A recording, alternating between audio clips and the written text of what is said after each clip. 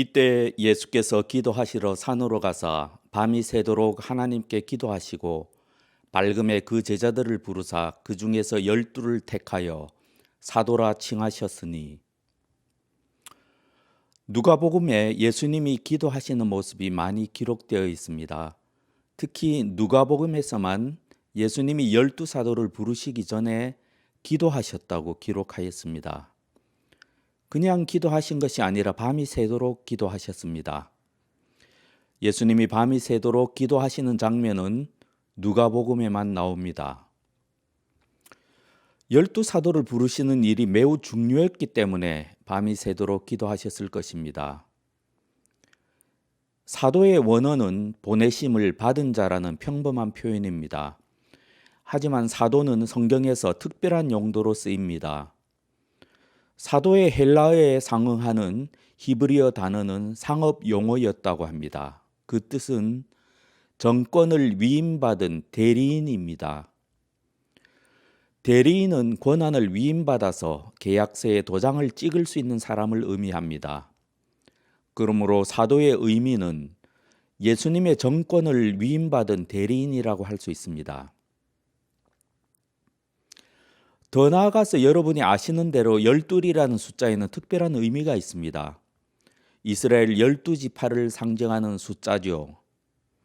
누가복음 본문에는 단지 12를 택하여 라고 하셨는데 병행구절인 마가복음 본문에는 12를 세우셨다 라고 기록하고 있습니다. 세우셨다라는 원어는 창조하셨다 혹은 만드셨다라는 의미입니다. 이를 볼 때 예수님이 12사도를 택하신 의도는 예수님을 따르는 소수의 무리를 만드시려는 것이 아니었습니다. 이스라엘을 완전히 재창조하시고자 하신 것입니다. 왜냐하면 이 당시에 이스라엘 12지파 중 10지파는 이미 사라진 상태였기 때문입니다. 12사도를 택하신 예수님의 궁극적인 의도는 이스라엘 12지파를 회복하는 것이었습니다. 예수님이 재림하시고 선택하신 모든 백성을 불러 모으실 마지막 날이 되면 구원을 받은 모든 백성은 예수님이 만드신 새로운 이스라엘의 12지파 안에서 발견될 것입니다. 크고 높은 성곽이 있고 12문이 있는데 문에 12천사가 있고 그 문들 위에 이름을 썼으니 이스라엘 자손 12지파의 이름들이라. 예수님의 의도는 12사도를 통해서 예수님에 의해 구원을 받은 모든 하나님의 백성을 불러 모으시는 것입니다. 여러분이 아시는 대로 요한계시록 14장 1절부터 3절에 나오는 14만 4천 명의 구원받은 성도들의 수는 실제 14만 4천 명이 아닙니다. 이 숫자는 12지파를 상징하는 12라는 숫자에 하나님의 백성의 충만함을 상징하는 12를 곱하고 거기에 많은 사람을 상징하는 1000을 곱한 수입니다. 곧 14만 4천은 하나님이 선택하시고 인도하시고 구원하신 하나님의 백성의 충만한 수를 상징합니다. 주님이 택하신 사도들도 12이라는 영적 의미의 중요성을 알고 있었기에 사도행전에 보면 사도들이 굳이 배반자 유다의 빈자리를 마띠아로 메꾸는 장면을 볼 수 있습니다. 이토록 12사도를 택하시는 일이 우리 구원사에 있어서 중요한 문제였기 때문에 예수님은 밤이 새도록 기도하셨습니다. 그런데 단지 그런 의미밖에 없을까요? 저는 본문을 읽으며 다음과 같은 질문이 떠올랐습니다. 예수님은 당연히 하나님의 뜻을 아실 텐데 밤이 새도록 기도하실 필요가 있었을까요? 예수님은 사도 후보의 명단을 들고 하나님과 의논을 하셨을까요? 본래 하나님의 뜻은 변경이 불가능한 것이 아닌가요? 하나님의 주권에 관한 교리를 생각하면 우리가 하나님께 기도하지 않더라도 하나님의 뜻은 어차피 실현되는 것이 아닌가요? 그런데 왜 예수님은 그토록 장시간 기도하셨을까요?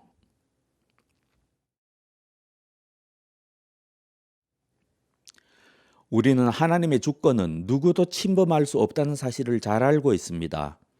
오직 인간은 하나님의 주권에 순복할 수밖에 없고 마땅히 순복해야 합니다. 하나님은 당신의 뜻을 반드시 이루시는 분이십니다. 그래서 성경은 만군의 여호와께서 맹세하여 가라사대 나의 생각한 것이 반드시 되며 나의 경영한 것이 반드시 이루리라 라고 선언하셨습니다. 우리 하늘시학교의 지체들은 이러한 진리를 누구보다도 잘 아실 것입니다. 그런데 어떻게 우리 기도가 하나님께 영향을 미치고 하나님을 움직일 수가 있겠습니까? 하나님의 뜻을 바꿀 수가 없다면 기도의 의미는 단지 정해진 하나님의 뜻을 알려달라고 간청하는 것이 아닐까요? 하나님의 뜻을 바꿀 수가 없다면 기도는 일어나는 모든 일에 순응하는 단지 수동적인 행위가 아닐까요? 결국은 기도란 실행된 하나님의 뜻을 우리가 받아들이고 거기에 약간의 유익을 더 기대한다면 하나님이 주시는 위로를 받고자 하는 것이 아닐까요? 어떻게 생각하십니까?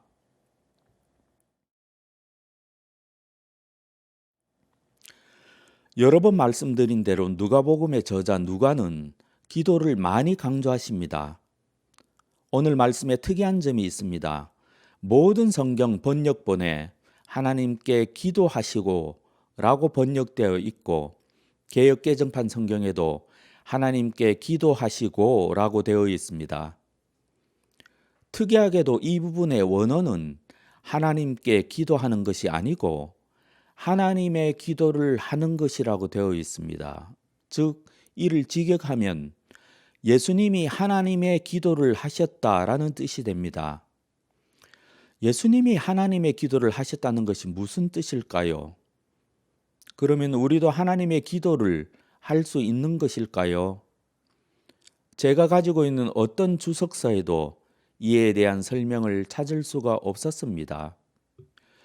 기도에 대한 누가의 특이한 시각은 사도행전 1장 2절에서도 찾아볼 수 있습니다. 그가 택하신 사도들에게 성령으로 명하시고 승천하신 날까지의 일을 기억하였노라. 이 말씀에서 특이한 점은 예수님이 사도들에게 성령으로 명하셨다는 표현입니다. 이 말씀의 의미는 예수님이 제자들을 가르치시고 명령하실 때 성령께서 동참하시고 제자들이 예수님의 교훈을 올바르게 이해하고 순종하도록 성령께서 능력을 제공하셨다는 것입니다. 더 나아가서 이 말씀은 성령이 12사도의 선택에도 관여하셨음을 강력하게 암시하고 있습니다. 예수님의 기도에는 성자 예수님과 성부 하나님만 관여하신 것이 아니라 성령 하나님도 관여되어 있다는 뜻입니다. 예수님이 12사도를 선택하신 오늘 본문에서 우리는 삼위의 하나님 모두를 볼 수 있습니다. 그래야 이 말씀은 우리의 기도에 대한 시야를 확장해 줍니다.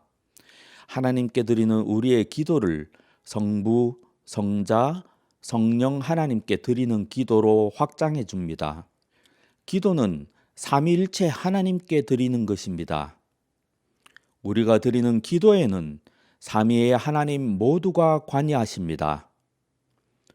그러므로 기도의 깊은 비밀은 삼위일체 하나님에 관한 성경의 가르침에서 발견할 수가 있습니다. 물론 하나님의 신비에 관한 내용은 이해하기가 쉽지 않습니다.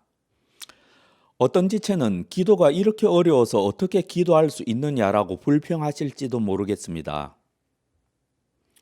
기도에는 깊은 비밀이 있습니다. 어려울 수도 있죠.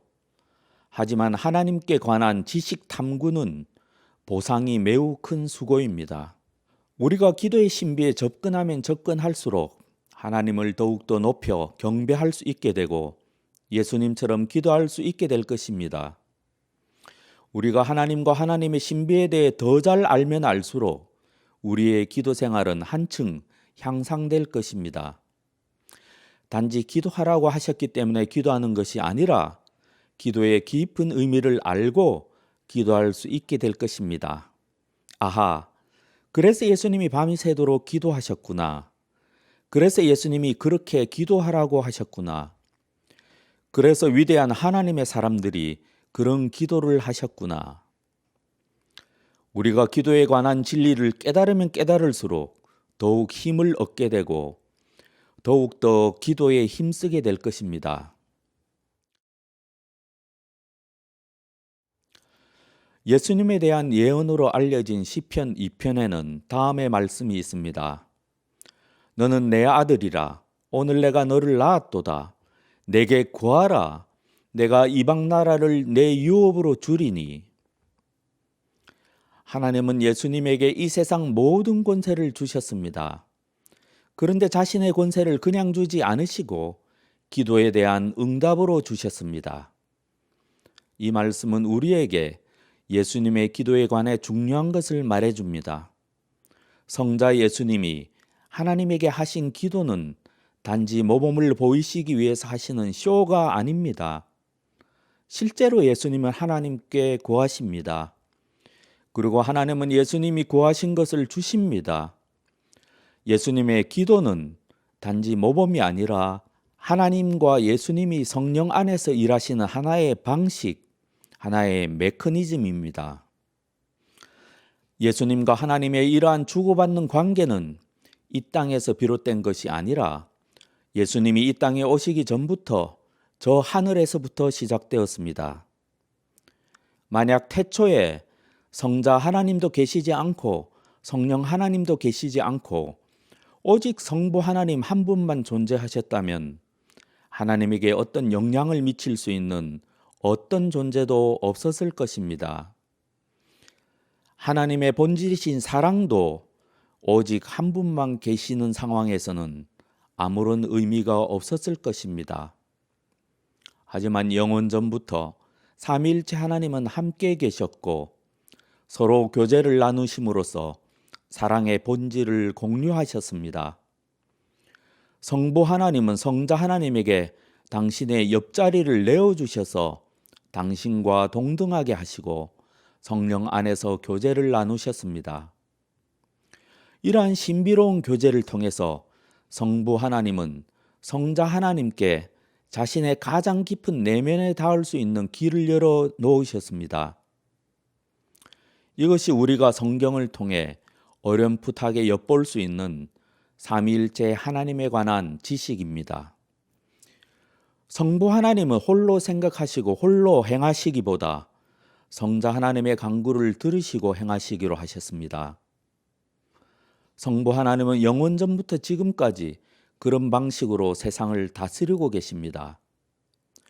그러므로 예수님이 하나님께 드리는 간구는 그저 우리에게 모범으로 보여주시기 위한 것이 아니라 태초부터 존재했던 하나님과 예수님의 존재의 양식이었고 서로의 뜻과 사랑을 충족하시고 완성해 나가시는 생명 활동과도 같은 것이었습니다.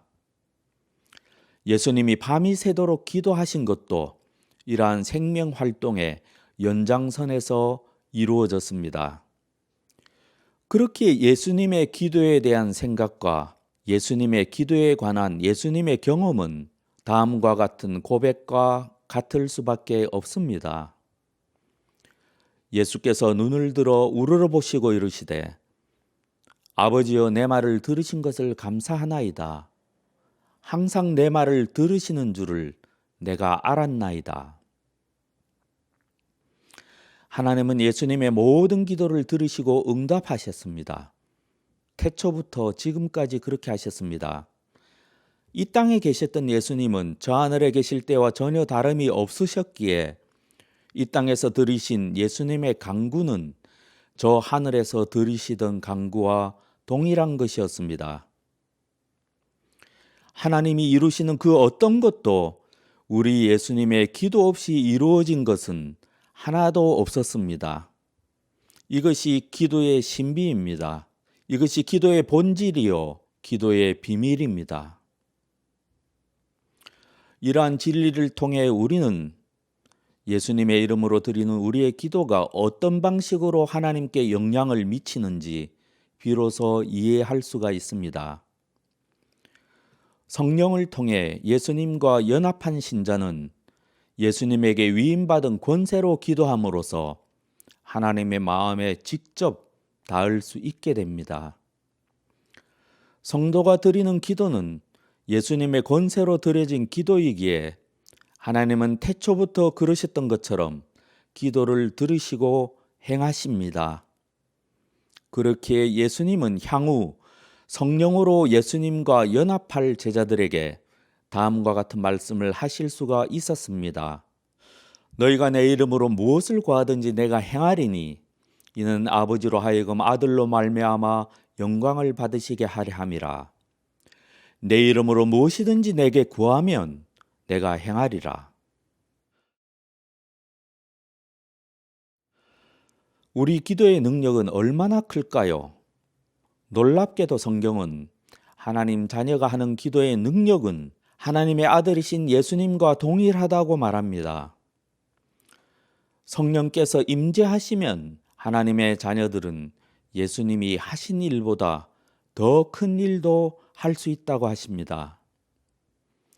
내가 진실로 진실로 너희에게 이르노니 나를 믿는 자는 내가 하는 일을 그도 할 것이요 또한 그보다 큰 일도 하리니 이는 내가 아버지께로 감이라. 하지만 현재 우리의 기도는 어떻습니까? 우리는 큰 바다를 앞에 두고 항해를 하기는커녕 바닷가에 놓인 조개 껍데기나 주우며 놀고 있는 어린아이에 불과합니다. 예수님의 이 말씀은 우리의 지금 상태로는 참으로 이해하기가 힘듭니다. 우리가 성경을 읽으면 읽을수록 성경과 역사에 나타난 하나님의 사람들의 기도를 보면 볼수록 우리 기도는 너무 왜소하고 보잘것없다는 사실을 절감합니다. 본래 인간은 어떤 존재인가요? 본래 인간은 하나님의 형상으로 지어진 존재로서 타락한 지금도 하나님의 형상이 우리 모두에게 남아 있습니다. 하나님이 이르시되 우리의 형상을 따라 우리의 모양대로 우리가 사람을 만들고 이르시되 생육하고 번성하여 땅에 충만하라 땅을 정복하라 바다의 물고기와 하늘의 새와 땅에 움직이는 모든 생물을 다스리라 하시니라. 본래 인간의 운명은 사람을 창조하실 때 하신 하나님의 말씀에 분명히 드러납니다. 우리의 운명은 하나님을 대신하여 땅을 다스리는 것이었습니다. 이 땅의 주인은 저 마귀가 아니라 우리였습니다.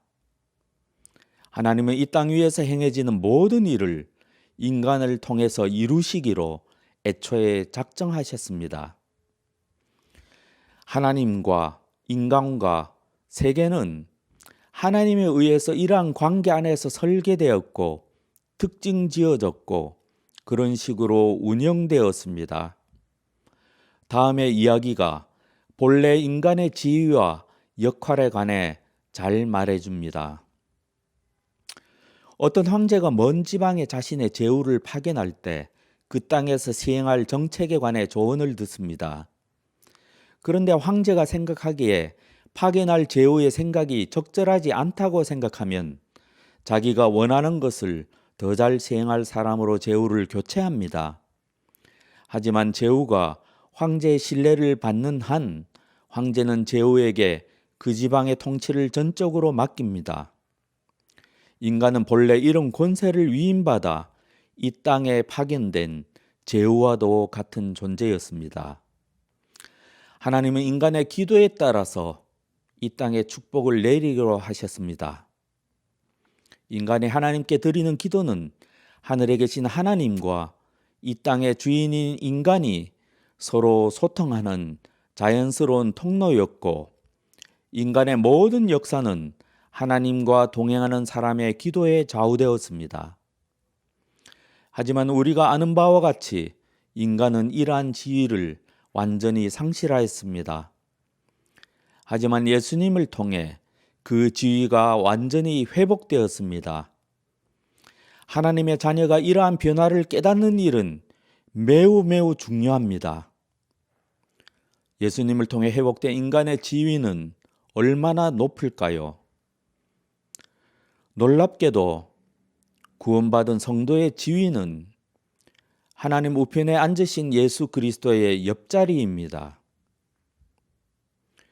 긍휼이 풍성하신 하나님이 우리를 사랑하신 그 큰 사랑을 인하여 허물로 죽은 우리를 그리스도와 함께 살리셨고 또 함께 일으키사 그리스도 예수 안에서 함께 하늘에 앉히시니 그리스도 예수 안에서 함께 하늘에 앉히시니 하나님은 하나님의 자녀들에게 하나님 우편에 앉으신 예수 그리스도께서 가지신 권세를 함께 누리도록 하셨습니다. 이 일은 저 하늘에서 이루어질 일이 아니라 이 땅을 살아가는 모든 성도에게 주신 하나님의 권세입니다.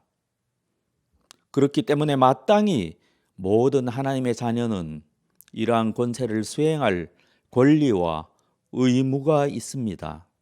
기도는 성도가 예수님의 권세로 기도하는 것입니다. 여러분은 하나님의 자녀입니까? 이러한 권세를 받으셨습니까? 심지어 예수 그리스도를 알지 못했던 구약 시대의 옛 성도들도 하나님과 동행하던 사람들은 이러한 기도의 의무와 특권을 누리며 살았습니다. 기도가 하나님의 마음에 영향을 미칠 수 있다는 이러한 놀라운 계시는 예수님이 오시기 전에도 일찍이 알려져 있었던 것입니다. 한 가지에만 들어보겠습니다. 우리는 아브라함의 기도가 아브라함 자신과 주변 사람들에게 어떠한 영향을 미쳤는지 알고 있습니다. 놀랍게도 성경에 아브라함이 자신을 위해 기도하는 모습은 하나도 없습니다. 아브라함의 기도는 자신이 축복을 받는 통로일 뿐 아니라 주변 사람들에게도 복을 받게 하는 통로가 되었습니다.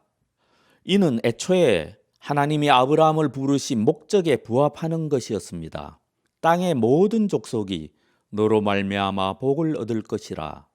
이 하나님의 계시가 이루어지기 시작하는 것이 아브라함의 기도였습니다. 아브라함은 소돔을 위해서 기도하였고 롯을 위해서 기도하였고 아비멜렉을 위해서 기도하였고 이스마엘을 위하여 기도하였습니다. 아브라함의 기도는 하나님과 동행하다가 이웃과 하나님의 친구라 불린 한 인간에게 자기 주변의 역사를 움직이는 힘이 있다는 사실을 증명합니다.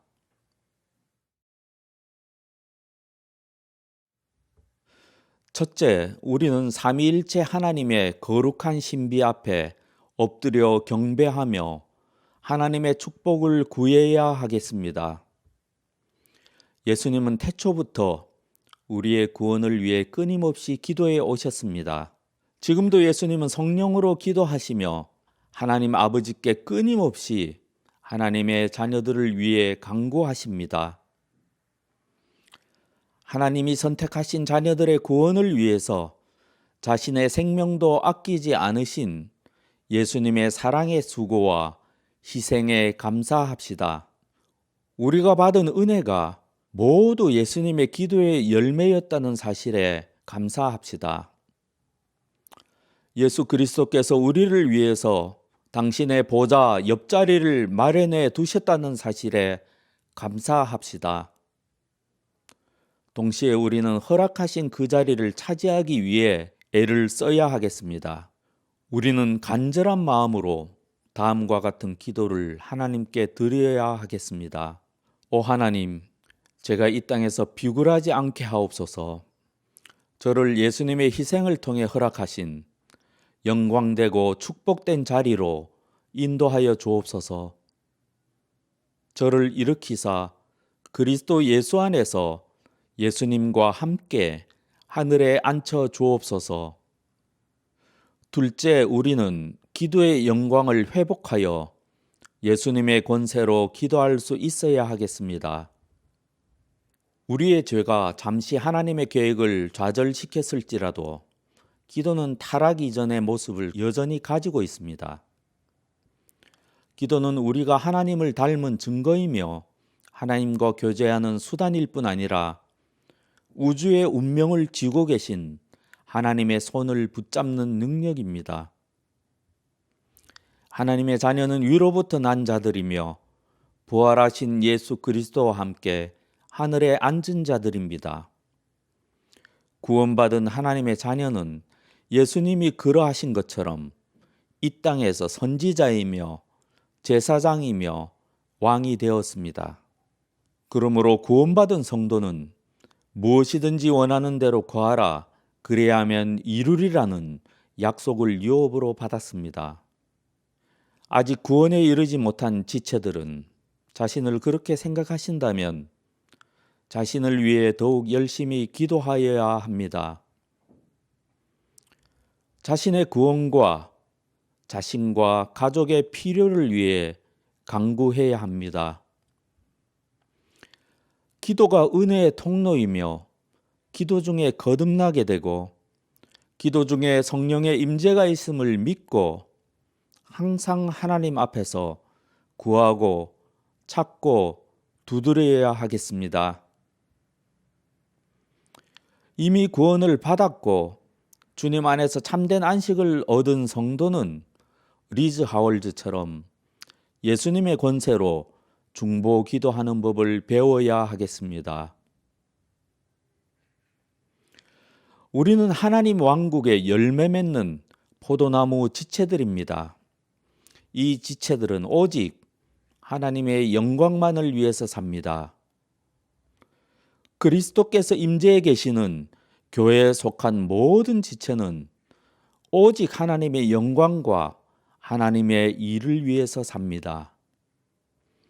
그리스도 안에서 살고 그리스도를 위해서 순종하고 그리스도를 따라 십자가를 지고 그리스도와 연합함으로 부활의 영광에 동참합니다. 진정한 기도는 이러한 사람을 위한 것입니다. 하나님 아버지와 하나님 나라를 위해서 하나님 앞에 완전히 굴복한 사람들을 위한 것입니다. 하나님 나라와 그 의를 먼저 구하는 사람을 위한 것입니다. 이런 사람들은 그리스도를 통해 받은 구원이 어떻게 자신을 회복했으며 이러한 회복의 축복이 어떻게 다른 사람에게도 영향을 미칠지 잘 알고 있습니다. 그렇기에 온전한 하나님의 자녀들은 주님이 가르치신 기도의 본래 의미를 알고 쉬지 않고 주님이 가르치신 기도를 합니다. 나라가 임하시오며 뜻이 하늘에서 이루어진 것 같이 땅에서도 이루어지기를 바랍니다. 내가 진실로 진실로 너희에게 이르노니 나를 믿는 자는 내가 하는 일을 그도 할 것이요 또한 그보다 큰 일도 하리니 이는 내가 아버지께로 감이라. 너희가 내 이름으로 무엇을 구하든지 내가 행하리니 이는 아버지로 하여금 아들로 말미암아 영광을 받으시게 하려 함이라. 내 이름으로 무엇이든지 내게 구하면 내가 행하리라. 아멘.